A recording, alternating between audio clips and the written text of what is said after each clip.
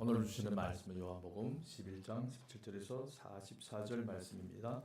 우리 함께 일어나서 하나님의 말씀을 받겠습니다. 예수께서 마르다에게 말씀하셨다. 나는 부활이요 생명이니 나를 믿는 사람은 죽어도 살고 살아서 나를 믿는 사람은 영원히 죽지 않을 것이다. 내가 이것을 믿느냐? 예수께서는 마리아가 우는 것과 함께 따라온 유대 사람들이 우는 것을 보시고 마음이 비통하여 괴로워하셨다.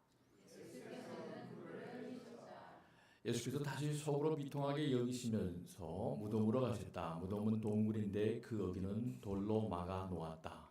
예수께서 마리아에게 말씀하셨다.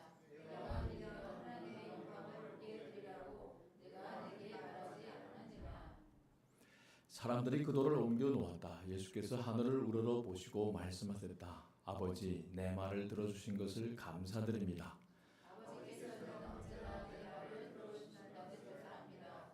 그런데도 이렇게 말씀을 드리는 것은 물론 우리를 위해서입니다. 그들로 하여금 아버지께서 나를 보내신 것을 믿게 하려는 것입니다. 이렇게 말씀하신 다음에 큰 소리로 나사로야 나오너라 하고 외치시니 죽었던 사람이 나왔다. 손발은 천으로 감겨있고 얼굴은 수건으로 싸매어 있었다. 예수께서 그들에게 그를 풀어주어서 가게 하여라 하고 말씀하셨다. 아멘. 앉으시기 바랍니다. 자, 오늘은 요한복음 강해를 이어나가겠습니다. 죽음도 물러가게 한 그 사랑.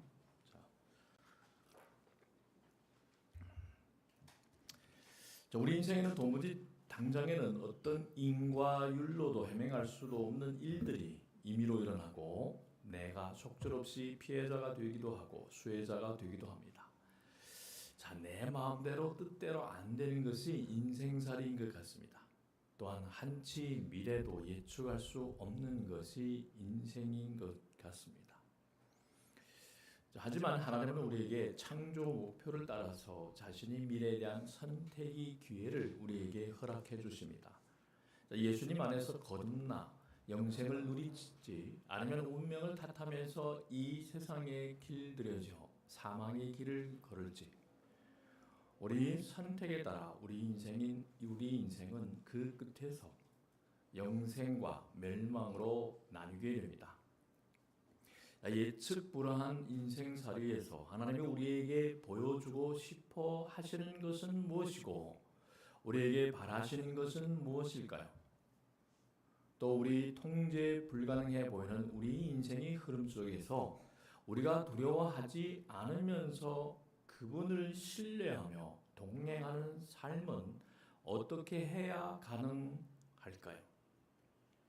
자, 그에 대한 답을 11장에서 예수님은 사랑과 죽음을 나란히 놓고 우리에게 보여주십니다. 예수님은 죽을 병에 걸린 나사로뿐만 아니라 그의 누이들인 마르다와 마리아를 사랑하셨으면서도 곧장 도움을 주러 가시지 않았습니다. 요한복음 저자 요한은 이제 죽음이 사랑의 표현이 될 것이고 죽음이 기쁨이 될 것이고 슬픔에 찬 곡소리가 찬양의 목소리가 될 것임을 1절에서부터 16절까지 해서 은근히 우리에게 암시해 주고 있습니다. 지난주에 저는 예수님이 가시는 걸음의 최종 목적지가 베다니가 아니라 예루살렘이라는 사실을 말씀드렸습니다.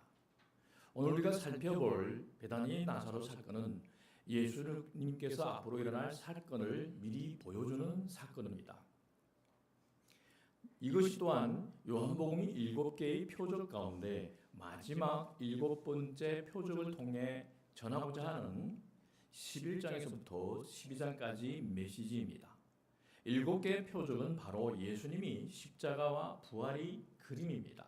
그리고 7번째 표적은 앞서 6개의 표적을 압축해 놓은 것이며 가장 위대한 실체인 예수님이 죽음과 부활이라는 가장 위대한 표적을 가리키고 있습니다. 자신이 생명이 위협을 받을 줄 알면서도 유대 지방으로 올라가자는 예수님이 말씀을 들은 제자들은 이제 기다리던 그 혁명의 때가 되었다고 생각했을 것입니다. 그래서 도마는 동료 제자들에게 우리도 그와 함께 죽으러 가자 하고 독려했습니다. 아마 이때까지만 해도 제자들은 예수님이 자고 있는 나사로를 만나러 가시는 줄로 알았을 것입니다. 하지만 실제 상황은 너무나 절망적이었습니다. 17절을 보면 예수께서 가서 보시니 나사로가 무덤 속에 있은 지가 벌써 나흘이나 되었다라고 했습니다. 베다니에 도착한 예수님을 기다린 것은 나흘째나 무덤 속에 있는 죽은 나사로였습니다. 그곳은 곡소리가 가득한 슬픔의 자리였습니다. 팔레스타인 지방은 날이 덥기 때문에 시신이 금방 부패집니다. 그래서 사망한 바로 그날 매장합니다. 그렇기에 나사로도 죽은 다음 곧바로 매장하였을 것입니다. 그런데 왜 예수님은 하루도 아니고 사흘을 더 지체하셨을까요? 유대 랍비들이 기록을 보면 당시 유대인들은 사람이 죽으면 영혼이 3일 동안 떠나지 않는다고 믿었습니다. 그리고 사흘 후 시신이 얼굴색이 변하기, 부패하기 시작하면 더 이상 살아날 희망이 없다고 믿고 영혼이 몸에서 떠났다고 생각했습니다. 예수님은 이 사흘 기간이 끝난 후 이제 사람이 힘으로는 아무것도 할 수 없다고 생각되는 바로 그때 찾아오신 것입니다. 그런데 사도 요한은 뜬금없이 베다니의 위치를 설명합니다. 18절 보면 베다니는 예루살렘에서 오리, 즉 약 3km, 한 조금 넘는 가까운 곳인데 그랬습니다. 왜 여기서 갑자기 예루살렘이라는 지명을 언급하고 있는 것일까요? 예수님이 이번 유대 지방으로 올라오신 것은 단순히 나사로 때문만이 아니라는 것을 다시 한번 기억하라는 의미입니다. 이 나사로가 죽음에서 다시 살아난 사건은 예수님이 십자가 죽으심과 부활의 관계에서 이해되어야 한다는 사실을 다시 우리에게 상기시키고 있는 것입니다. 이것은 단지 예수님이 죽은 자를 살리시는 능력을 보여주는 사건이 아니었습니다. 19절을 보면 예수님 일행이 나사로의 집에 도착하니 많은 조문객들이 와 있었습니다. 장례식장에 가보면 생전에 고인이 어떤 사람이었는지 또 그 집안이 어떠한지 짐작할 수 있었습니다. 당시에는 조문객들이 찾아와 며칠째 묵으면서 유족들을 위로하는 것이 풍습이었습니다. 오라버리는 이런 마르다와 마리아에게는 위로가 필요했습니다. 많은 조문객을 맞이하며 분주하게 보내던 마르다는 예수께서 오신다는 말을 듣고서 맞으러 나갔고 마리아는 집에 앉아 있었습니다. 성격이 급한 마르다가 마리아에게 예수님이 오셨다는 소식을 전하지도 않고 홀로 예수님을 맞이하러 나갑니다. 예수님을 만나자마자 곧바로 이렇게 말합니다. 21절에 보면 마르다가 예수께 말하였다. 주님이 여기에 계셨더라면 내 오라버니가 죽지 아니하였을 것입니다. 자, 불평이라기보다는 깊은 아쉬움입니다. 자, 여기서는 만약 계셨더라면이라는 가정으로 슬픔을 달래고 있는 것입니다. 그러면서 마르다는 예수님이 자신과 남은 가족을 진정으로 위로해 주실 수 있다고 생각하며 이렇게 부탁합니다. 22절 보면 그러나 이제라도 주님께서 하나님께 구하시는 것은 무엇이나 하나님께서 다 이루어 주실 줄 믿습니다. 줄 압니다. 마르다는 비록 슬픔 속에 있었지만 예수님과 하나님과의 관계가 얼마나 친밀한지 잘 알고 있었습니다. 그래서 지금 예수님이 자신과 남은 가족을 위해 기도하시는 것은 무엇이든 하나님이 응답하셔서 위로와 희망을 주실 수 있을 것이라고 믿었습니다. 아마 그것은 오라버니 나사로를 하나님이 받아주시도록 기도해 달라는 부탁이었을 것입니다. 그러나 마르다의 고백 중 무엇이나에는 오라버니 나사로가 당장 살아나는 것은 들어있지 않았습니다. 예수님을 알았고 믿었고 또 하나님의 능력을 의심하지 않았지만 마르다의 지식과 믿음은 죽음이 저 너머를 아직 볼 수 없는 제한적인 상태에 있었습니다. 예수님에 대해 아는 만큼 우리는 기도할 수 있습니다. 또한 알고 있는 것과 실제로 그렇다고 믿는 것은 다릅니다. 하나님이 전지전능하시다는 것을 알고 있고 예수님이 우리를 죽기까지 사랑하셨다는 것을 알고 있으면서도 우리 삶의 모든 문제를 전적으로 그분께 맡기거나 그분을 신뢰하지 못할 때가 얼마나 많습니까?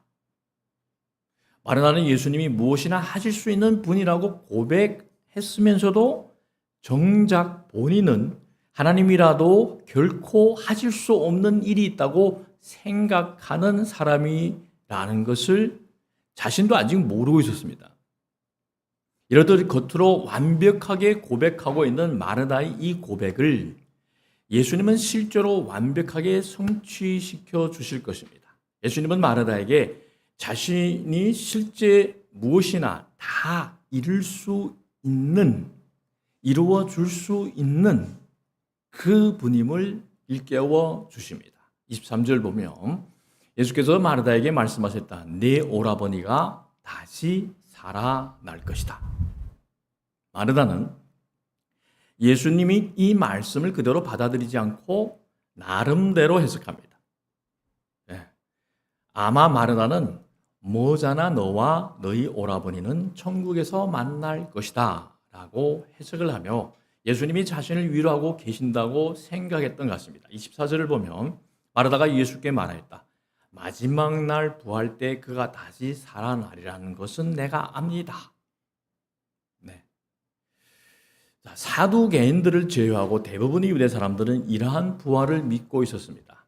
하지만 예수님은 마르다에게 장래의 부활을 말씀하신 것이 아닙니다. 예수님의 말씀은 당장 사건을 일으키고 새로운 생명을 창조할 수 있는 말씀입니다. 아멘. 네. 자, 우리가 그냥 입으로만 믿습니다 하면 일 안 나지만 우리가 마음을 열어서 믿고 입으로 고백할 때는 이미 창조의 역사는 시작된 겁니다. 자, 예수님은 정말 자신이 주고 싶은 것이 무엇인지를 말씀하십니다. 25절부터 26절을 함께 봅시다. 예수께서 마르다에게 말씀하셨다. 나는 부활이요 생명이니 나를 믿는 사람은 죽어도 살고 살아서 나를 믿는 사람은 영원히 죽지 아니할 것이다. 내가 이것을 믿느냐? 자, 마르다처럼 만약 계셨더라면 이라고 말하는 우리에게 진정한 위로는 나는 이다. 에고, 에이미. 라는 대답입니다. 즉 우리에게 닥치는 불행이 무엇이든 간에 그 속에서 참된 위로와 소망을 얻을 수 있는 길은 오직 예수님이 누구이신지를 아는 것뿐입니다. 아멘. 지금 마르다에게 중요한 것은 왜 오라버니 나사로가 이렇게 젊은 나이에 죽어야 했는지를 아는 것보다 그것을 눈뜨고 보시면서도 내버려 두신 예수님이 누구이신지를 아는 것이었습니다. 부활과 생명이 예수님. 예수님 안에서 죽으면 더 이상 우리를 영원히 절망하거나 두려워하게 하지 못합니다. 우리는 죽어도 살 것입니다. 하지만 조건이 있습니다. 그것은 살아있는 동안 믿어야 합니다. 선택의 시간은 오직 지금뿐입니다. 살아있는 지금 얻은 영생만이 육신이 죽음을 영원히 죽음이 되지 못하게 할 것입니다. 아멘. 예수님은 마르다에게 내가 이것을 믿느냐라고 물으십니다. 믿어야 우리 것이 됩니다. 믿어야 그 사건이 우리에게도 일어납니다. 믿고 받아들여야 누리는 것이 영생이고 영원한 부활입니다. 하지만 마르다는 다시 한번 예수님의 말씀을 자기식으로 재해석해 버립니다. 자, 자기식으로 재해석해 버리는 모습 어디서 보였습니까? 우리에게서도 보여지지 않고 있는지. 자, 늘 성경의 말씀은 문맥에 따라서 역사적인 배경에 따라서, 사맥에 따라서, 그리고 경맥에 따라서, 성경의 전체적인 구조에 근거해서, 그래서 영적으로 해석해야 됩니다. 그래야만이 예수님이 말씀하고자 하는 그 의도와 뜻을 우리는 정확하게 발견할 수 있습니다. 처음부터 영맥에 따라하게 되면 바로 이단들이 먹잇감이 됩니다. 그러한 우리 무지를 이용해서 신천지나 하나님 교회가 그걸 영맥을 풉니다. 그러면 우리는 금방금방 넘어갑니다. 네. 그렇기 때문에 우리는 이 네 가지 구조에 따라서 정확한 해석을 통해서 우리 믿음이 창시자요 완성자 되시는 예수님을 바라봐야 합니다. 이 마르다의 자신이 그 식대로, 자기 식대로 예수님의 말씀을 자기 식대로 재해석해 버리는 모습에서 우리는 우리 모습을 보며 진정으로 돌아보며 회개해야 됩니다. 예수님이 말씀의 뜻을 잘 모르지만 종교적인 지식으로 가득하면, 머리만 커지면 대답은 정말 쉽게 나옵니다. 마르다가 예수께 말하였다. 예, 주님은 세상에 오실 그리스도이시며 하나님의 아들이심을 내가 믿습니다. 자, 이 고백은 표면적으로 보면 정말 대단한 고백입니다. 100점짜리입니다. 그런데 앞에서 한 마르다의 고백을 살펴본 후 이 고백을 들여다보면 무엇이 보여집니까? 마르다는 예수님이 그리스도이시며 하나님의 아들이심을 믿는 것 같아 보이지만 지금 당장 내 삶에 어떤 변화가 일어나리라고는 기대하지 않는 것 같습니다. 그 당시 유대 사람들 중에 누구도 하나님의 아들이 직접 육신을 입고 메시아, 즉 그리스도로 오실 것이라고는 생각하지 않았습니다. 마르다도 종교적으로 그럴듯하게 고백하였지만 예외는 아니었습니다. 그럴듯하게 고백하는 마르다의 모습에서 우리 자신의 모습이 보여지지 않습니까? 마르다는 위대한 고백, 100점짜리 고백을 한 후 부활과 생명이 되신 예수님을 뒤로 하고 갑니다. 그리고 마리아에게 예수님이 주신 메시지를 전달합니다. 28절 보면 이렇게 말한 뒤 마르다는 가서 그 자매 마리아를 불러서 가만히 말하였다. 선생님께서 와 계시는데 너를 부르신다. 당시의 랍비는 여자를 제자로 두지 않았습니다. 그래서 그 당시 사회적 눈으로 봤을 때 마르다가 예수님을 선생님이라고 부른 것이 얼마나 파격적인지 모릅니다. 이처럼 예수님은 세상이 원리 법칙에 따라 행동하지 않으셨습니다. 예수님은 이번에는 마리아를 위로하고 싶어 하십니다. 마리아는 예수님이 오셨다는 소식을 듣자 급히 일어나서 예수께로 갔습니다. 마르다가 가만히 마리아에게 말한 것을 보면 아마도 예수님이 그렇게 하라고 하셨던 것 같습니다. 예수님은 마을로 들어오시지 않고 마르다를 만난 곳에 그대로 계셨습니다. 마리아가 급히 일어나서 나가는 것을 보고 집에서 마리아와 함께 있으면서 그를 위로해 주던 유대 사람들은 그가 무덤으로 가서 울려고 하는 것으로 생각하고 그를 따라갔습니다. 그 당시에 유족들과 함께 곡을 해주는 것이 조문객들의 일이었습니다. 마리아에게도 예수님과의 만남은 진한 슬픔과 아쉬움을 내뱉는 기회였습니다. 마리아는 예수님을 보자마자 마르다와 똑같이 그러나 울음을 감추지 못하고 격한 감정으로 말합니다. 32절 마리아는 예수께서 계신 곳으로 와서 예수님을 뵙고 그 발 아래 엎드려서 말했다. 주님이 여기에 계셨더라면 내 오라버니가 죽지 않았을 것입니다. 마리아의 우는 모습을 보고 그네를 뒤따라온 조문객들도 그 모습을 보고 같이 웁니다.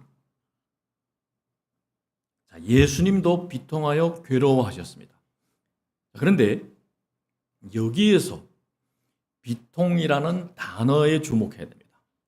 비통이라는 단어는 분노를 가리킵니다. 예수님이 비통하여 괴로워했다는 말은 파도처럼 밀려오는 격한 감정 때문에 부들부들 떠는 것을 말합니다.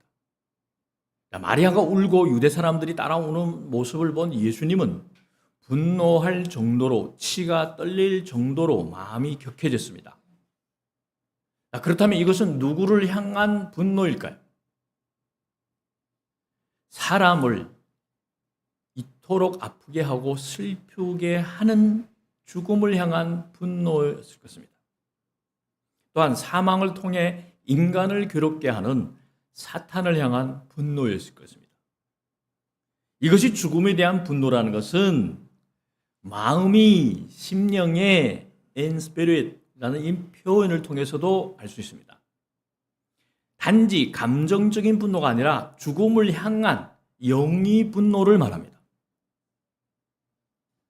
예수님은 울고 있는 마리아에게 물으시고 마리아는 답합니다. 예수께서 그들에게 물으셨다. 그를 어디에 두었느냐? 그들이 대답하였다. 주님, 와 보십시오. 여기서 와 보십시오라는 말은 예수님이 제자를 부르실 때 빌립이 나다나엘에게 생명의 예수님을 소개할 때 썼던 표현입니다. 그런데 여기서는 마리아가 생명의 예수님을 가장 깊은 어둠과 슬픔과 죽음이 있는 자리로 초대하는 데 쓰이고 있습니다. 이 무덤으로 이 초대에 예수님은 어떻게 반응하십니까? 울고 있는 마리아를 보며 예수님은 다시 한번 감정을 주체하지 못하십니다. 35절에 예수께서는 눈물을 흘리셨다. 자, 예수님이 우시는 모습은 참 드문 장면입니다. 예수님은 그 일이 마지막이 기쁨이 되고 하나님의 영광이 될 줄 알고 계셨지만 죽음이 빚어놓은 현실은 가혹하고 냉정하고 차갑기만 했습니다. 예수님이 우셨다와 앞서 마리아와 유대인들이 울었다는 표현에 사용한 단어는 언어로 봤을 때는 서로 다릅니다. 우리말로 봤을 때는 우셨다 비슷한 것 같잖아요. 다릅니다. 마리아와 유대 사람들이 울음이 소리를 내는 울음이라면 예수님의 울음은 눈물을 쏟아내는 울음이었습니다. 굳이 다른 단어를 쓴 이유는 예수님이 느끼신 슬픔이 단지 마리아나 유대 사람들처럼 나사로를 잃어버린 것에 대한 슬픔에 그치지 않고 근본적인 슬픔의 원인인 사망이 다스리는 현실, 아직도 하나님의 백성이 사망의 노예가 되어 죄를 짓고 있는 현실을 향한 슬픔이기 때문입니다. 이사야 선지자는 이렇게 말했습니다. 이사야서 53장 4절 보면 그는 실로 우리가 받아야 할 고통을 대신 받고 우리가 겪어야 할 슬픔을 대신 겪었다. 자, 예수님이 울음을 지켜본 유대 사람들의 반응은 두 가지로 일어납니다. 첫째, 반응은 이렇습니다. 36절, 그러자 유대 사람들은 보시오, 그가 얼마나 나사로를 사형하였는가 하고 말했다. 그들이 말대로 예수님은 나사로를 정말 사랑하셨습니다. 하지만 그분의 사랑은 죽은 자를 그리워하며 눈물을 흘려주는 정도의 사랑이 아니었습니다. 그분의 사랑이 자기를 십자가에 내어주면서까지 나사로를 영원히 살게 할 사랑이라는 것은 아무도 몰랐습니다. 유대 사람들은 예수님이 사랑을 겉으로 보는 것 정도만 이해했습니다. 즉 종교적인 사람들은 이 표면상에 보이는, 눈으로 보이는 것으로만 문제를 판단합니다. 이해합니다. 그래서 그들이 생각하는 사랑은 나사로를 죽게 하지 않으시는 것이었습니다. 37절을 우리가 보면 그 가운데서 어떤 사람은 이렇게 말했다. 눈먼 사람이 눈을 뜨게 하신 분이 이 사람을 죽지 않게 하실 수 없었단 말이오.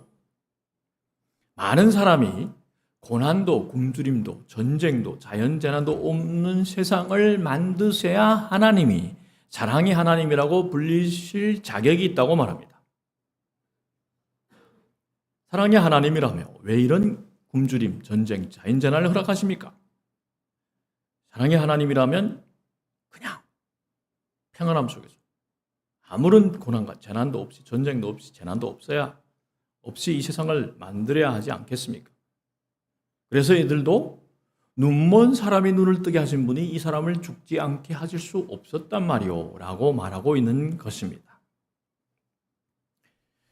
이제 무덤으로 나아가신 예수님은 다시 속으로 비통하게 여기시면서 무덤으로 가셨습니다.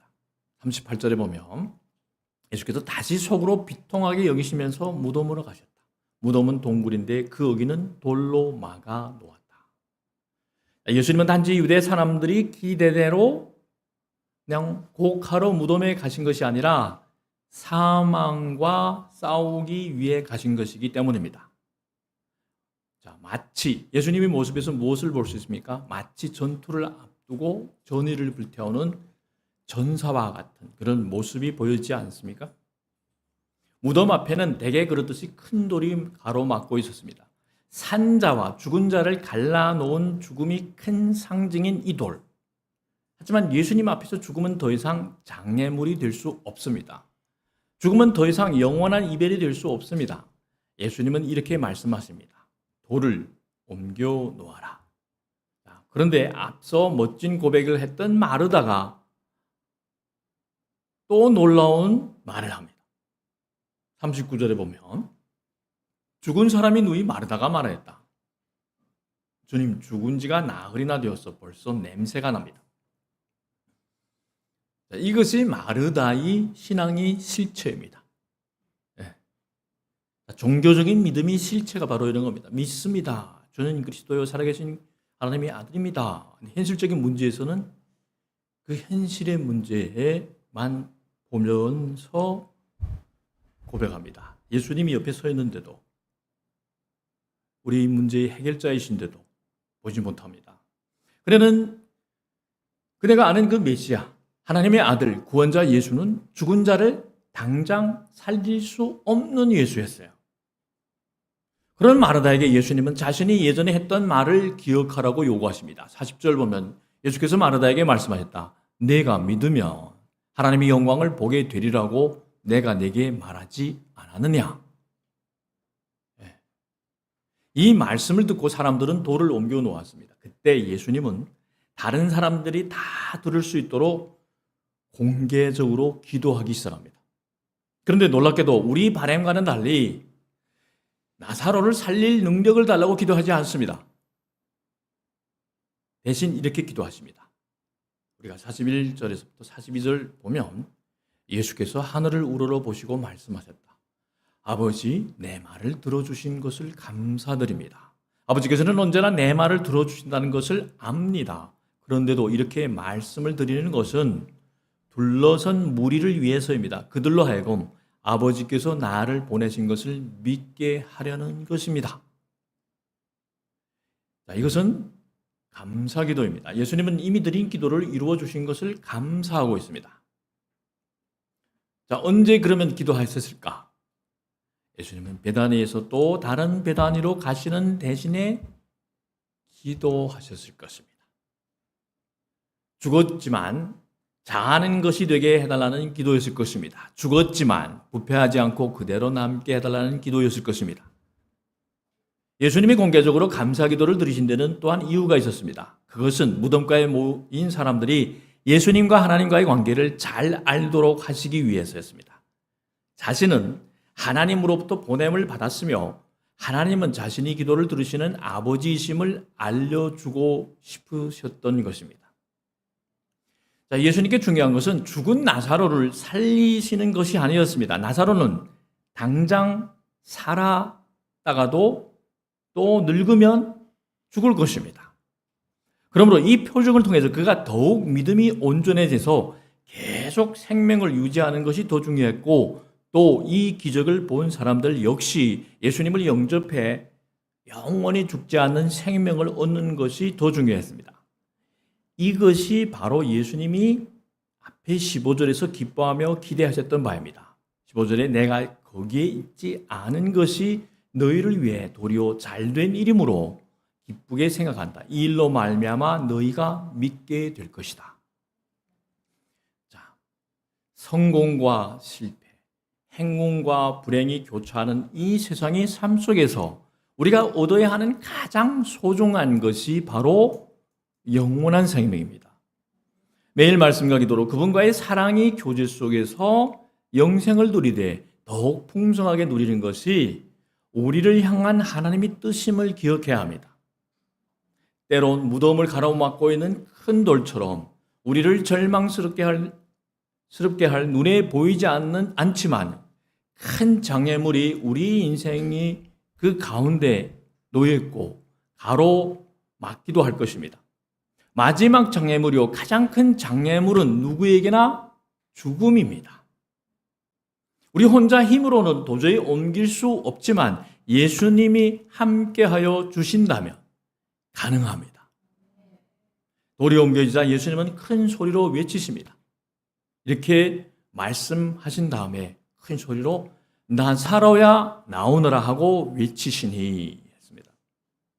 나사로야 나오너라. 예수님은 지금 바람과 물결을 꾸짖으셨던 음성으로 귀신을 책망에 쫓아내셨던 위엄으로 빛이 있으라라는 명령으로 어둠을 물리치셨던 창조의 그 말씀으로 사망과 맞서고 계십니다.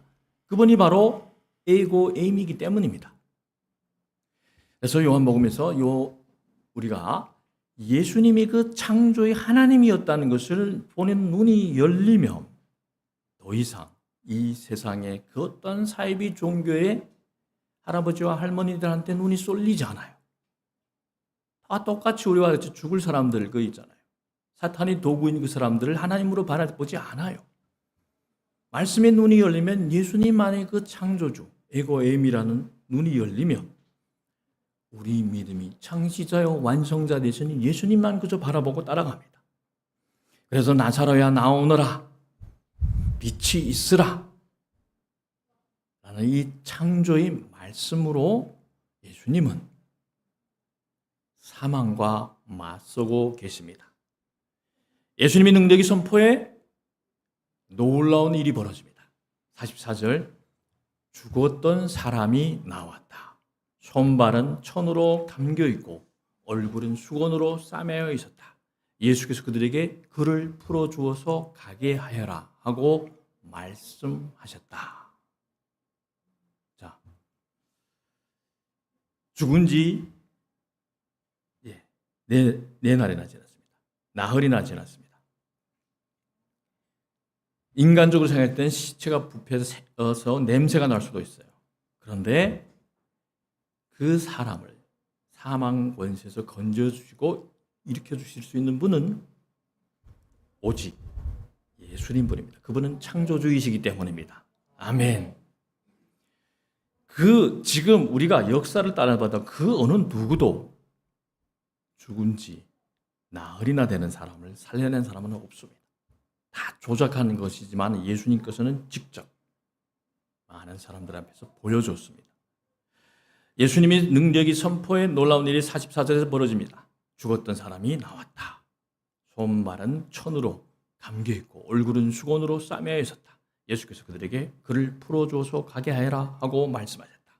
자, 목자가 양의 이름을 불러 우리 밖으로 이끌 때 양은 목자의 음성을 알아듣고 목자를 따른다고 하신 그 10장 3절에서부터 4절의 말씀대로 나사로는 자기 목숨까지 바쳐 양들을 살리시는 목자 예수님의 음성을 듣고 동굴 밖으로 나옵니다. 자, 나오는 그의 모습을 우리가 보십시오. 손과 발은 천으로 감겨있고 얼굴은 수건으로 싸매어 있었습니다. 하지만 마르다의 염려와는 달리 전혀 부패되지 않았고 냄새도 나지 않았습니다. 예수님은 그를 풀어주어서 가게 하여라 라고 말씀하십니다. 나사로로 하여금 죽음이 속박에서 놓여 생명의 자유를 누리게 하십니다. 그는 어둠에서 놓여 빛을 보게 되었습니다. 자, 우리도 예전에는 예수님을 만나기 전에는 이 죄에 묶여 있어서 죽어있던 자였잖아요. 예수님을 만나니까 어둠 속에서 빛으로 나오지 않았습니까? 나사로의 부활은 예수님이 부활을 미리 보여주는 리허설입니다.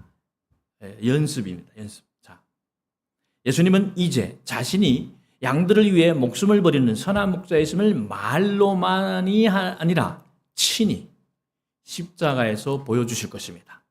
우리 맴이 영원한 맴이 되지 않고 우리 죽음이 영원한 죽음이 되지 않는 것은 바로 예수님이 우리 대신 십자가에서 매임바 되셨고 죽으셨다, 부활하셨기 때문입니다. 아멘.